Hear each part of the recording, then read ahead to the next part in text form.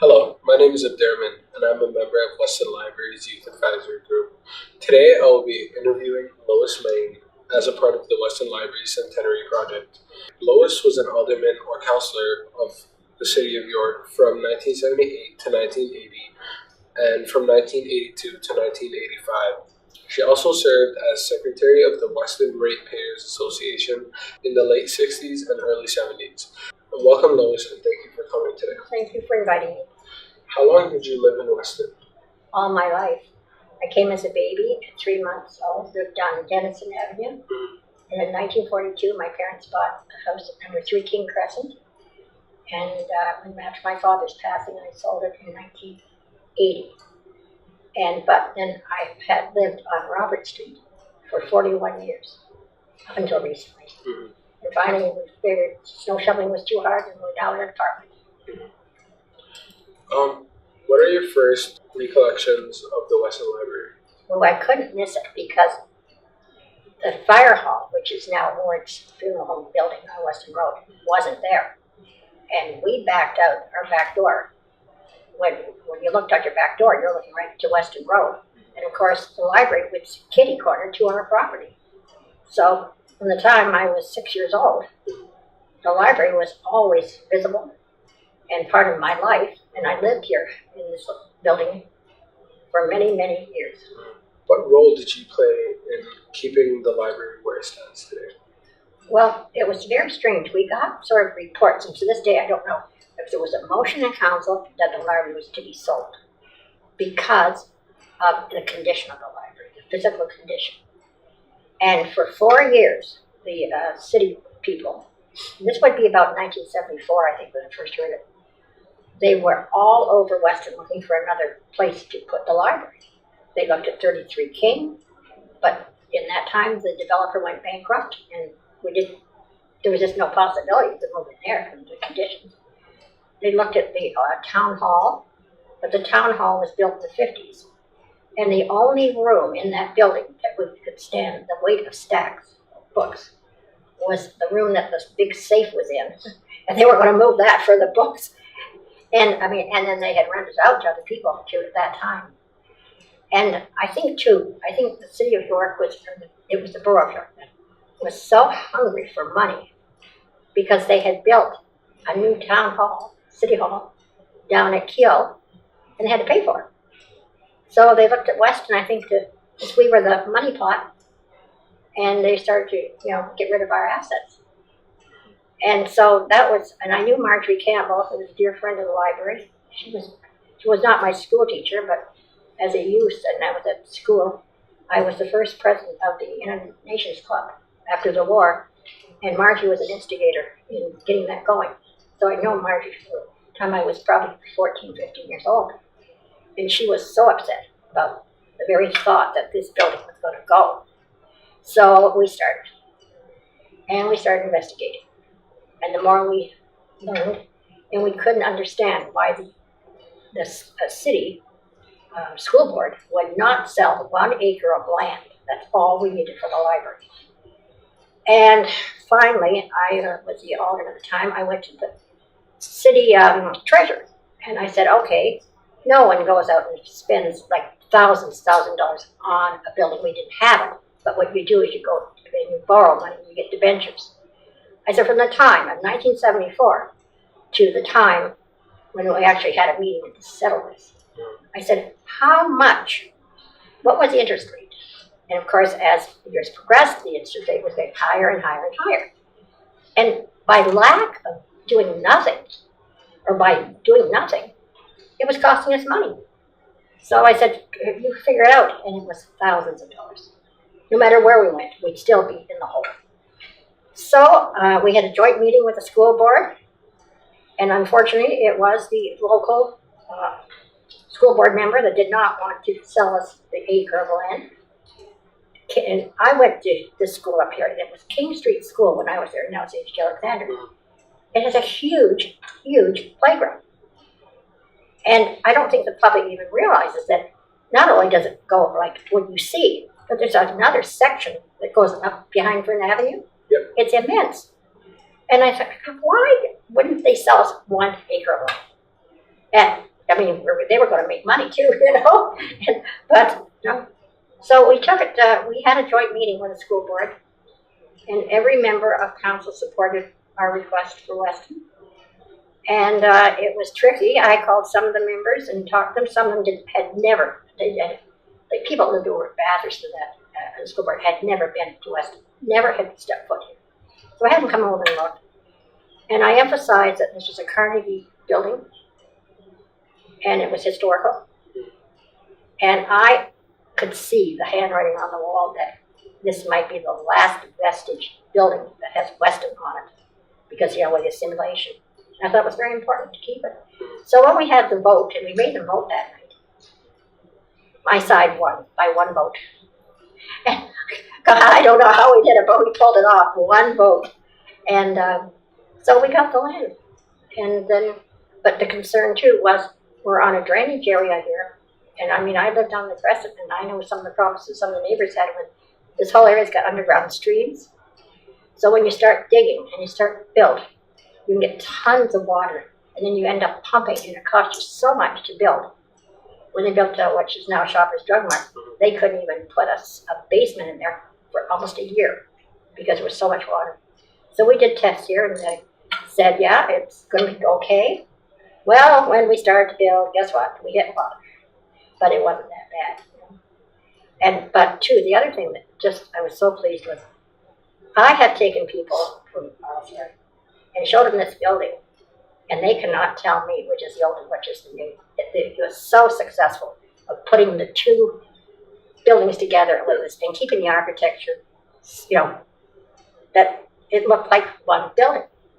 But as I was saying, everyone thought, you know, okay, stained glass. There's no stained glass. That was all hand-painted glass. So I don't know if it's still there.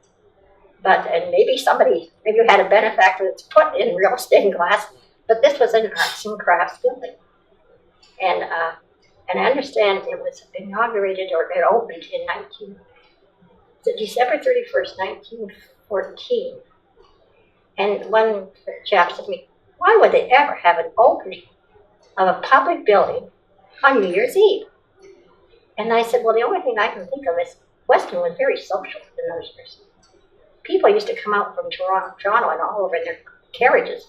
There was a really good eating place at Eagle Manor at the corner of Weston Road and Lawrence. And people would come for miles for the meals. And they would have parties and dances. And I mean, they didn't have television and things to entertain. And I think, and I would love to be able to prove this, but I just have the feeling that when it opened New Year's Eve, they had one party here. I bet you they had one great big party. And I'd like to find out. And but I said, I just felt that the library was so important. And it was important for many things because I grew up on this side of they call it the side of the tracks. And I watched the apartments going in. I watched people coming from Europe after the war. And this library was so important to them. As we had people, especially we had a lot of people from Northern Europe, from Ukraine. We had Russians, we had Poles, we had people who didn't speak English. And they would come in here, and what they would do is they would read the newspapers. They would learn to read English from newspapers. And they would bring a friend who spoke English. And long before we had English as a second language, the library was doing this. I mean, inadvertently, I don't know if they knew they were doing it, but they were. And I always thought, and then over the years, Weston Road became like, we used to call it Immigrant Alley. And we'd have these just waves of different people coming. But the key to the success of immigrants in this area has been the library, as far as I'm concerned, because it has given them opportunity to learn English. They have a tremendous mother and tots program. And I used to bring my son here, and it was funny. They didn't have anything in Etobicoke at that time.